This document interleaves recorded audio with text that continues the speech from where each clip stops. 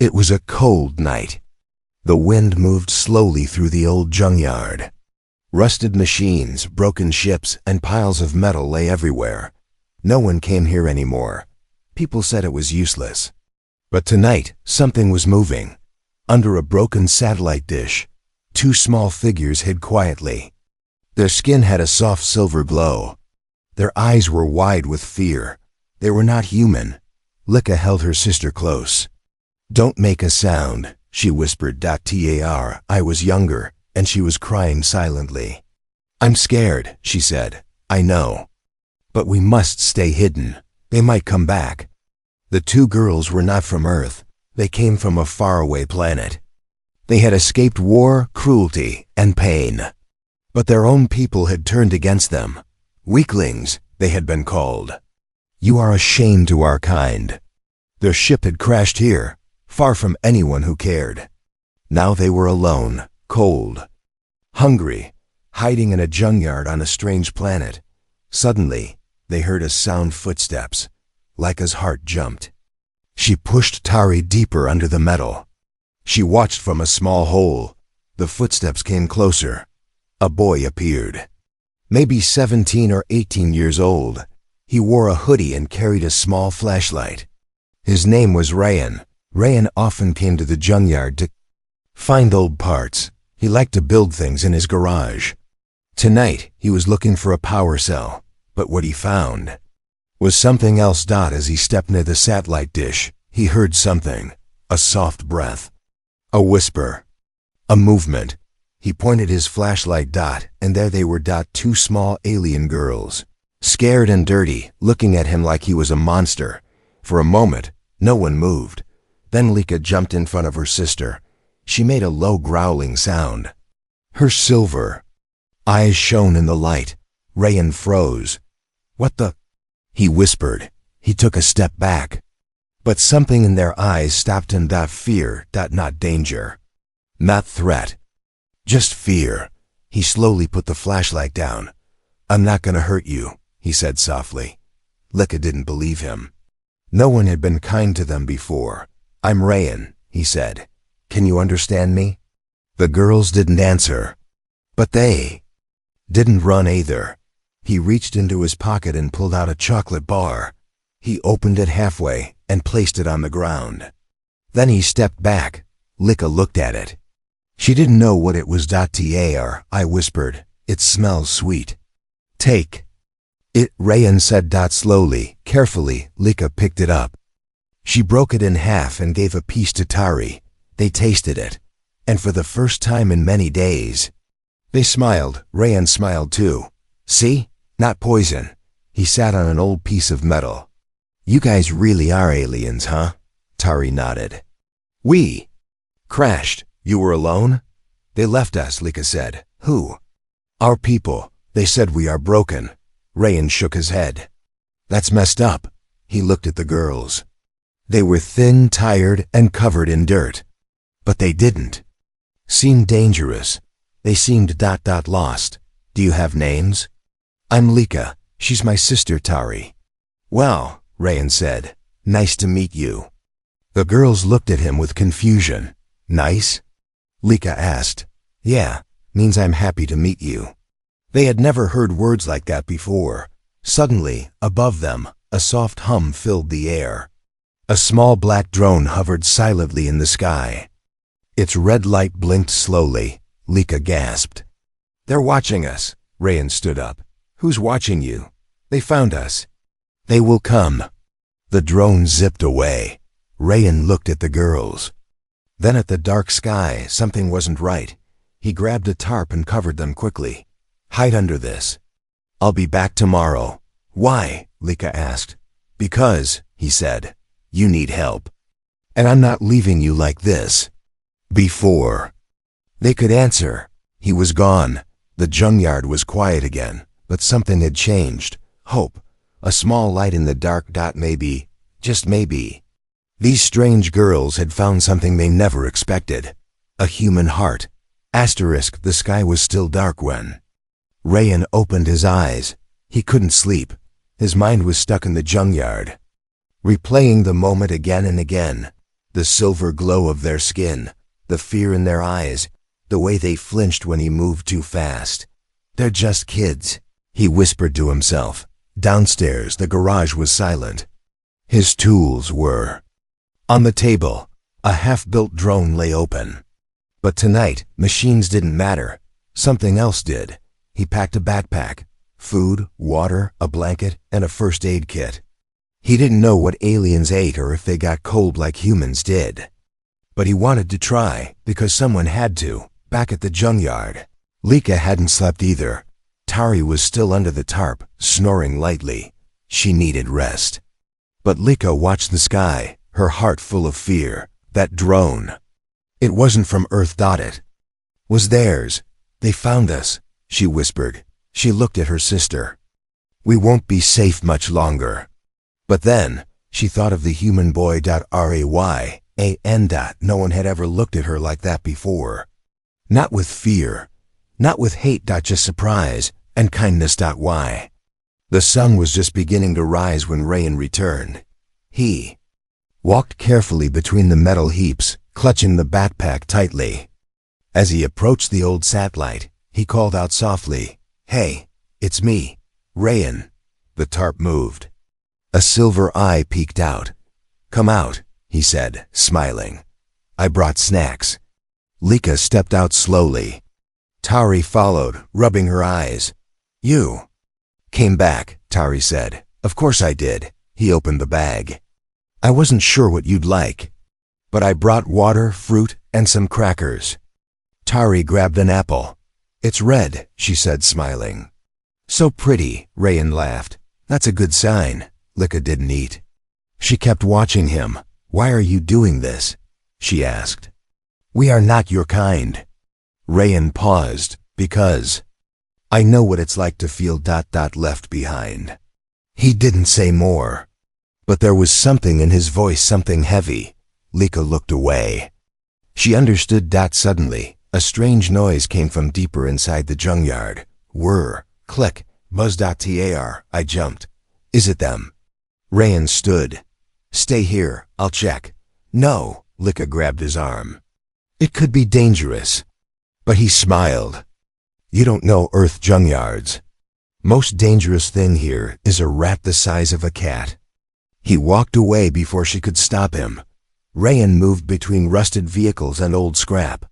The sound was louder now. He turned a corner and stopped. There, lying in the dirt, was a strange black box. Wires stuck out. Its screen blinked with alien symbols. And it was humming. He picked it up. "What the hell is this?" Suddenly, it made a sharp beep. Beep. Beep. Beep. Then silence. Back at the satellite dish, Lika gasped. "They marked the location." "What do you mean?" Tari asked. "That was a beacon," Lika said, her voice shaking. "They're coming." Rayan ran back, holding the device. "This thing's not from Earth," he said. Lika nodded. "It's a tracker. They will follow. They'll find us, but who are they?" Lika hesitated. "The Enclave, soldiers. They think we are broken, useless, escaped property." Rayan looked at her. "You're not property." Lika's eyes softened. "You're strange, human. No, just decent." They had to act fast. Rayan took the tracker and threw it inside a hollow engine. Then he poured old oil on top. "If they come looking, they'll see this junk and leave." "Smart," Lika whispered, "but not enough." "You can't stay here," he said. Lika looked around. "Where can we go?" Rayan thought for a moment. Then nodded. "My garage." "It's not much, but it's warm. No one ever comes in there but me." "You'd risk that?" He looked at her. "You'd do it for your sister. I'm doing it for mine." Lika blinked. "You have a sister?" "I did." He didn't say more. That night, the three of them slipped out of the junkyard, walking through quiet back streets. Rayan led them through fences and alleys, avoiding lights and cameras. At last, they reached a small house at the edge of town. Behind it was a garage. He opened the door. It smelled like oil and paint. Tools hung on the wall. A mattress lay in the corner. There were old posters, blinking screens, and half-built machines. Tari stepped inside and smiled. "It's beautiful." Lika looked at Rayan. "Why are you helping us?" He shrugged. "Maybe the world forgot about you." But I didn't. In the silence of the night, the garage hummed softly. Old machines slept. A fan creaked overhead. The air smelled of oil and wires. It should have felt cold. Lifeless. But now at DIDN single quotes T.TAR I was asleep on a mattress, curled up in a blanket. Her soft breathing filled the room.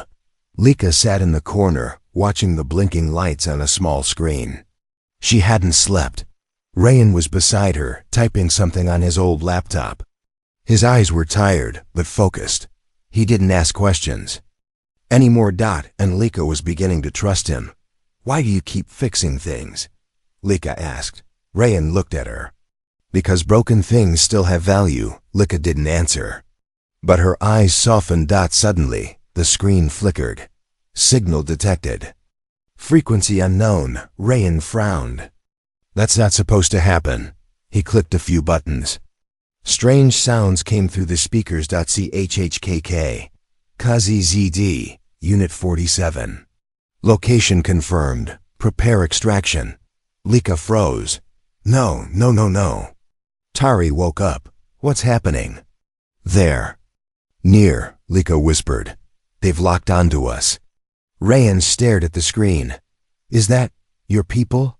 "No," Lika said. "They're not our people, not anymore. They are hunters." Across town, high above the clouds, a black ship hovered in silence. It was shaped like a spear, long, cold, and sharp. Inside, a tall creature stood in armor. His face was hidden behind a metal mask. His voice echoed as he gave orders. "Prepare ground team. 2 fugitives detected. Do not fail again." The red lights on the control panel blinked. "Target. Sector 9 Earth. Human contact detected. Terminate. Back in the garage." Rayan stood up. "I have to shut down the signal," he said. "If I block it now, maybe they won't trace us." Lika grabbed his hand. "It's too late. They already know." "I won't let them take you." She looked at him, surprised. "Why would you risk your life for us?" Rayan didn't blink. "Because I'm human. That's what we're supposed to do." They worked quickly. Lika helped him rewire an old antenna. Tari found metal scraps and used alien tech to build a jammer. The 3 of them moved like one unit. Fear turned into focus. Panic turned into purpose. The time was short. Just before dawn. The power in the garage flickered. Then a loud boom echoed from the forest nearby. The ground shook. Tari screamed. "They're here!" Rayan ran to the window. In the sky, a black shadow moved through the clouds, silent and fast. They found US. They didn't have much time. Lika grabbed the small alien device they had salvaged from the junkyard. "It's still sending coordinates." "We need to move." "But where?" Rayan asked. Lika thought hard. "Underground. We need shielding. Somewhere deep." Rayan's eyes lit up. The storm tunnels. 10 minutes later, they were running through back streets, Rayan leading the way. He knew every hidden corner of this town. Every broken fence, every tunnel entrance, every dead-end alley. Behind them, the sky burned with faint red light. The hunters were coming. They reached an old drain tunnel near the edge of the industrial zone. Rayan pulled aside the rusty gate. In here, the tunnel was dark, wet, and smelled like rust. But it was safe, shielded. They ran for minutes, deeper and deeper. Finally, they reached a dry chamber, where old water pumps had once worked. Rayan closed a heavy hatch behind them. Darkness. Only their breathing remained. Tar. I clung to Lika. "Will they find us?" "No," Rayan said. "Not if we stay quiet." He pulled out a small flashlight and handed them protein bars. "Eat. Rest. We'll figure out the next move." Lika looked at him.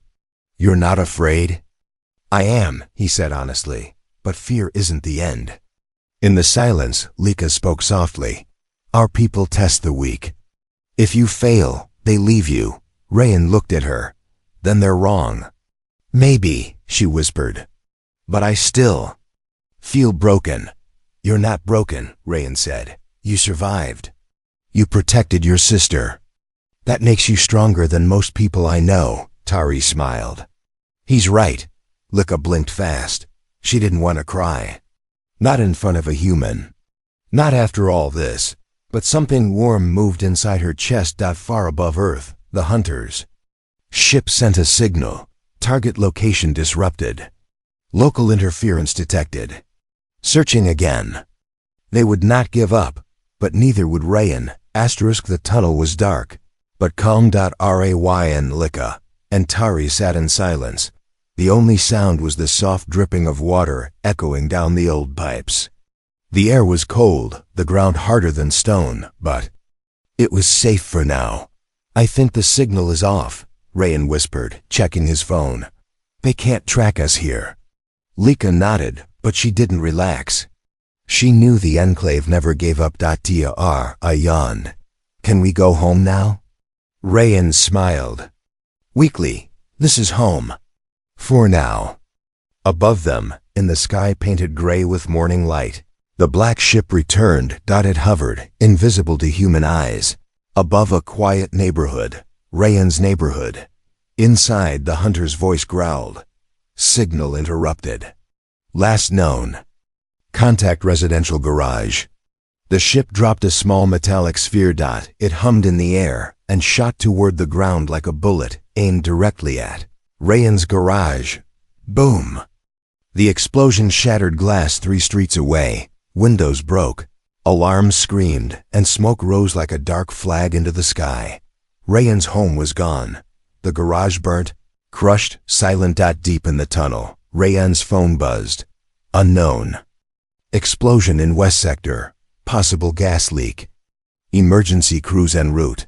Rayan stared at the screen. That was his garage.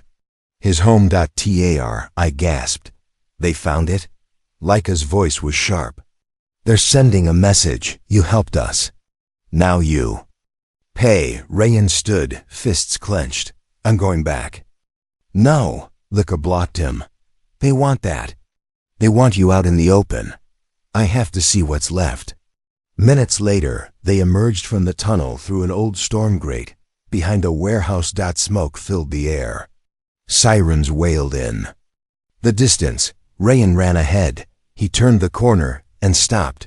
Where his garage had been, there was now only black ash and twisted metal. Firefighters were spraying foam. Police were talking to neighbors. No one had seen the ship. No one believed it was anything but an accident. But Rayan knew better. They blew up my life, he whispered. I stood beside him, shaking. We didn't mean for this. I know, Rayan said. This isn't your fault. Suddenly, a deep humming sound filled the air. Not from above. From behind them, a tall, silver figure walked through the smoke, 8 feet tall. Metal armor covering its body, red eyes glowing. No mouth, no face, just the smooth mask of a hunter. It raised its arm. Lika grabbed Rayan's wrist. Run! No! What? I'm done running. The hunter stepped forward. Target, human identified. Interference, confirmed. Eliminate. With a mechanical hiss. A laser weapon extended from its arm. Before it could fire, Rayan threw a wrench. Yes. A wrench straight at its head. Clang. The weapon fired, but missed, hitting a car behind them. The car exploded. The street lit up in flame. Tari screamed. Get to cover. Rayan shouted. He ducked behind a metal bin. Lika grabbed the alien device they had salvaged earlier. It sparked with light. Wait, she said. I can overload this. What does that mean? Rayan yelled. It means boom. She turned a dial. The device began to glow bright blue. The hunter marched toward them, its steps shaking the ground. Rayan looked at her. How long do we have? 10 seconds, maybe. Then let's say hi properly. They waited. 7, 6, 5. Rayan stood from behind the bin. "Hey, tin can!" The hunter turned toward him. Rayan threw the glowing device. It hit the hunter's chest. Explosion wasn't big, but it was enough. Electric shockwaves burst from the impact, crackling through the hunter's body. Its armor sparked. It stumbled back, screaming in mechanical distortion. Then it fell. Hard. Smoke filled the street. Everything was silent again. Lika and Tari ran to Rayan. "You did it," Tari said. "No," Rayan said, panting. "We did it." Lika looked at the downed hunter. Its armor was cracked but not destroyed. "They'll send more," she said. "I know," Rayan replied. "So we get ready." That night, they didn't go back underground. They found an old cabin outside town, hidden, abandoned, forgotten. Just like them. Rayan sat at the table, cleaning the alien weapon they took from the fallen hunter. Tari drew pictures on old paper, happy ones. Ones with stars and a smiling earth. Lika stood at the window, watching the sky. "I thought humans were soft," she whispered. "Some are," Rayan said. "I'm not." Above Earth, the sky was quiet, but beyond it, war was moving. Enclave fleet ship VORXAN entered low orbit. Thousands of units, weapons charged. Drones deployed. Inside, a masked commander stood before a glowing star map. "Prepare ground invasion protocol. Phase 1, remove resistance, secure fugitives, wipe local memory systems." A red circle blinked on Earth's surface. "Target, human host Rayan, Sector 9. Threat level, rising. Back on Earth. Deep inside an abandoned cabin, Rayan checked an old shortwave radio. Static. Then crackling sound. A voice. "This is Station 11. Is anyone listening? Alien city lights gone. Please respond." He turned up the volume. "Someone's alive out there." Lika sat nearby, her eyes heavy. "It's starting." Tari clutched a toy Rayan made from scrap. "Will they come here too?" Rayan didn't answer, because he already knew. Later that night, Rayan stood alone under the open sky. He looked up. At the stars, what once felt peaceful now felt like a loaded gun pointed down at his world. Footsteps approached. It was Lika. "They're not just coming for us," she said. "They're coming for everything," Rayan nodded. "Why? Why Earth?" Lika hesitated. And then she said it. "Because Earth is the only planet left that still has hope." Rayan turned to her. "What does that mean?" She looked up. "They burn worlds that resist. Earth will resist." Suddenly, low hum filled the air, not a sound. A feeling. Like gravity was bending. In the far distance. Above the trees, lights appeared in the clouds. Floating. Moving. Coming closer. Shape grew in the sky. Long, black, silent. A ship. Massive. Deadly. RAYAN single quotes. S. Chest tightened. "They're here." Moments later, a boom shook the air. Lights in nearby towns flickered, then died. No internet. No power, no cameras. No help. This wasn't an attack. It was an erasure. Rayan ran back inside. "Tari pack your things." "Lika, help me charge the jammer." Lika frowned. "The jammer won't stop them." "Maybe not," he said, "but it'll slow them. And if I can hijack one of their signals, maybe we can send a message." "To who?" Lika asked. "To anyone still listening." Meanwhile, at a ruined city nearby, an old man sat in a subway tunnel. He held a broken radio. Suddenly static. Then a voice. "This is Rayan. Sector 9. If you can hear me, you are not alone.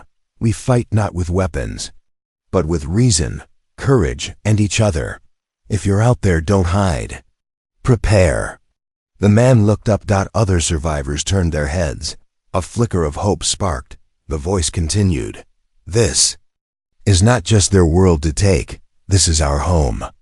Back at the cabin, Rayan turned off the mic. He sat back, exhausted. "I don't know if anyone heard it," he said. "They heard," Lika replied quietly. "Your voice, it carries." But time was up. The cabin trembled. Outside, 4 Enclave-foot soldiers landed. Tall, armored, machine-like. One pointed toward the door. Life forms detected. Prepare for extraction. Inside, Rayan loaded the hunter's stolen weapon. We make our stand here. Lika cracked her knuckles. We fight together. Tari raised her tiny voice. Let me help too, Rayan smiled. Your job is to stay safe. That's the most important mission. The door exploded. Smoke poured in. Blasters flashed red. Rayan ducked behind the table, returned fire. Lika leapt over the couch, using speed and alien skill to knock one soldier down. But there were too many, Tari screamed. Soldier cornered her. Before it could grab her, Rayan tackled it with everything he had. They hit the wall hard. Don't touch her. Rayan slammed the trigger. The alien weapon glowed blue and vaporized the attacker. Only 2 left. Lika moved like lightning, dodging plasma blasts, disabling one with a punch to its power core. Rayan fired again. Last charge. Click. Empty. The last soldier charged toward him, but Lika threw Rayan the broken alien tracker. They had rebuilt it as a mini EMP. Throw it. He did. Boom. The wave hit the soldier, froze its armor, then dropped it like a statue. Silence. Just 3 hearts pounding in the smoke. They had survived. Barely. Outside, other ships hovered above nearby towns, but in those towns, radios buzzed. People listened. Some gathered tools, weapons, even old walkie-talkies. Old farmers, young teens, mechanics, retired soldiers. Earth was stirring. In the cabin, Rayan sat on the floor. Burned, shaking, breathing hard. Lika sat beside him. You're not like other humans. Rayan smiled. I'm not sure I'm even like myself anymore. Tari hugged them both. You're our human. The cabin was half burned. Smoke still clung to the wood. The floor was covered in ash, and the broken body of an alien soldier lay cold in the corner. But outside, the sun was rising. And with it, a new choice. We can't stay here, Lika said. Rayan looked at his burned hands. We barely survived last night. But you sent a message, Tari said. People heard it. Maybe someone out there wants to help. They packed what they could: the stolen alien weapon, the EMP core, some food. Not much else had survived. They began walking through woods, then abandoned roads, past the remains of shattered buildings. On the 3rd day, they saw smoke, but not from destruction. Campfires. The survivors lived in the ruins of an old school. Walls covered in sheet metal, guards posted on rooftops with homemade weapons. A banner made from cloth hung over the gate. Human first, nitrogen monoxide aliens. Rayan stopped in his tracks. Lika's jaw tightened. Tari hid behind him. Maybe we should turn back, Lika said. No, Rayan replied. They need to know the truth. If we want to win, we need each other. They stepped closer. The guards aimed rifles. One man shouted, Who the hell are you?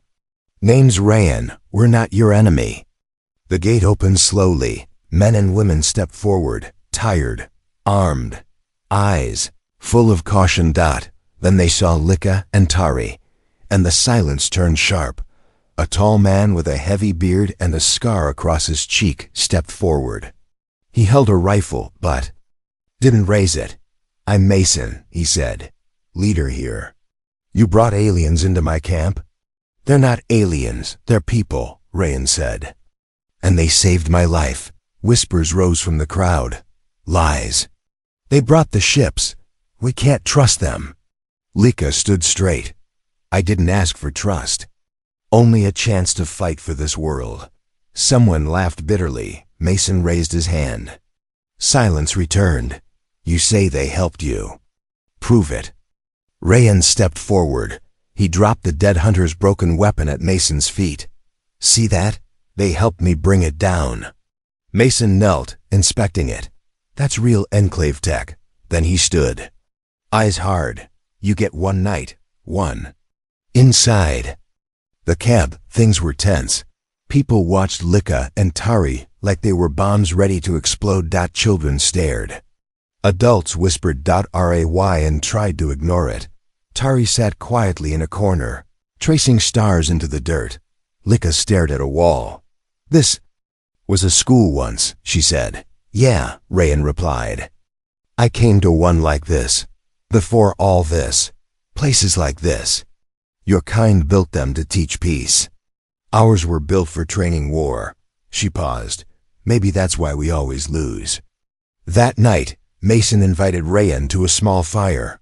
Only 3 people sat with him, each one clearly important.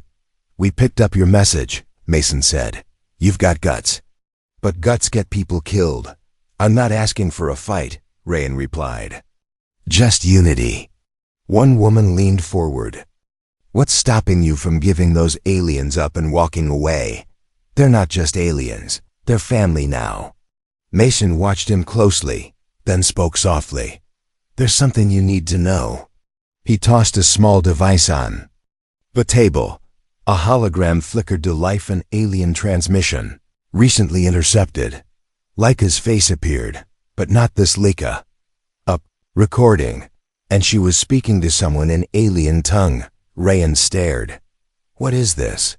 "She was part of them once," Mason said. "Maybe still is." Rayan stood, shocked. "You think she betrayed us?" "I think you better find out," Mason said coldly. "Before she finishes what they started." Rayan returned to the tent, where Lika and Tari were resting. He dropped the device in front of her. "You lied to me." Lika stared at it. No denial. No defense. "I didn't lie," she said quietly. "I just didn't tell everything." "Who were you talking to?" "My mother," she said. "She's alive?" Lika nodded. "She's an Enclave officer." Rayan's face went pale. "I left her. I left everything. I didn't want to be her." "Why didn't you say anything?" "Because I thought, if you knew where I came from, you'd stop seeing who I am." Silence. Tari clutched her sister's arm, tears in her eyes. "She's not like them," the little one whispered. "She saved me. She saved you." Rayan looked away. He wanted to scream. Break something. Run. Instead, he sat down. Hard. And for the first time, he felt truly lost. Outside, Mason stood watching from the shadows. One of his men asked, "Do we remove them?" "No," Mason said. He looked up at the sky. "They're not the real danger anymore." The sky turned red at dawn. From the sun, from the ships. Thousands, floating like scars across the horizon, some small, some so large they blocked the light. The final wave had come. Earth's last cities were falling. Satellites went silent. Still, in the ruins of a burned-out schoolyard, a spark remained. Rayan stood on the roof, his face marked with ash and defiance. Beside him, Lika, battle-scarred, eyes burning like fire. Behind them, a small group of humans and alien defectors, farmers and fighters, mothers and mechanics, not soldiers. But they were all that was left. I clutched a hand-drawn flag made from scraps. It had one word on it, written in crayon. HOME. Mason approached, his rifle slung. "Fleets are moving in from the north. Drones first, then dropships. No reinforcements coming." Rayan nodded. "Then we hold." Mason smirked. "You're serious?" "As a dying planet." Inside the gym-turned bunker, Lika activated the beacon jammer. "This will block them for a few minutes, maybe more." "They'll come for you first," Mason said. "They still see you as one of them." "I'm not," Lika said. "And I'll prove it." The sound came before the danger, a low, vibrating hum that shook teeth. Then the sky cracked open. A massive Enclave dropship landed in the field, just beyond the school. The ground trembled. Then the hatch opened. From the shadows, she stepped out. Tall, graceful, cruel, dressed in black armor that shimmered with power. Lika froze. "Mother, General Varex, leader of the 3rd Enclave Legion." Her voice echoed without emotion. You chose wrong, daughter. No. Lika replied. I chose different. The soldiers behind Virex moved forward, 10 armored hunters, weapons raised. But Lika stepped out alone. No one follows me, she said. This is mine. Rayan grabbed her arm. You don't have to do this alone. She looked at him. Yes, I do. But I want you to finish what I start. Lika walked toward the field. Her steps slow. Steady. Virex raised a hand to stop her army. They stood face to face. Mother and daughter. Mirror and rebel. You were born perfect, Virex said. I shaped. You shaped a weapon, Lika said. But I became a person. You've sided with animals. No, Lika said quietly. I've sided with something far more dangerous. Virex tilted her head. What? Humans, Lika said, because they keep standing even after they fall. And then she struck first. A burst of energy from her palms slammed into Virex's chest, knocking the general back. The field exploded into chaos. Back at the school, Rayan yelled. Now! Everyone to positions. Mason's team launched homemade MP charges from the rooftop. Tari and others ran relays, connecting old car batteries to shield walls. Rayan sprinted to the roof and fired the alien weapon into the sky, blasting drones out of the air. For Earth. He screamed. The crowd answered. In the field, Lika fought like a storm. She dodged, flipped, slammed. Her body glowed with the rage of betrayal and the fire of choice. Virex struck back, cracking the ground with shockwaves. You are weak, the general growled. No, Lika said, bleeding but smiling. I'm finally free. Back in the gym, a voice came through a radio. This is Resistance Node 3. We heard your broadcast. We're rising in South Asia. Another voice crackled in. North Africa alive. We're jamming their satellites. Then another, Australia holding. Underground bases activating. Rayan laughed through blood and smoke. Guess the planet's not done yet. On the field, Lika and Virex clashed one final time. Fists met fire. Metal broke. And then Lika reached into her own chest, pulled the last EMP core from her armor, and pressed it against her mother's control node. Goodbye, Mother. The explosion lit up the field. When the smoke cleared, only Lika was left standing. Barely. Rayan ran to her, caught her before she fell. She looked up, smiling weakly. Did we win? She asked. We survived, he said. That's a start. Days passed. The Enclave fleet, confused, leaderless, scattered, began to pull away. Other planets were harder. Earth, it seemed, wasn't worth the price. Not because of weapons, because of will. The school was rebuilt brick by brick. Children returned. People planted gardens in the ruins. And on one wall, someone spray-painted in bold letters, We who remain. Rayan. And Lika stood by the gate. Tari chased butterflies in the distance. Do you think they'll come back? She asked. Maybe, Lika said. But if they do, they'll remember Earth the way we made them. Rayan smiled. Loud, messy, and still standing. In a universe of conquerors, Earth was never meant to win. But they forgot one thing. You can burn cities, erase histories, silence the stars, but you can't kill what refuses to die. You can't conquer hope. You can't crush the human heart.